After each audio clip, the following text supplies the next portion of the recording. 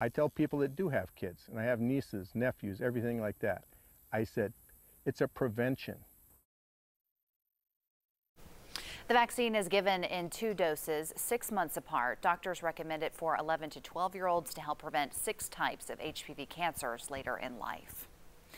Older adults who fracture their hip or spine should get treated for osteoporosis. That's according to the American Society for Bone and Mineral Research. Studies show many fracture patients need to be assessed and treated for bone loss to reduce their risk of more fractures. The Obed Wild and Scenic River in Morgan County is now celebrating 50 years of federal protection.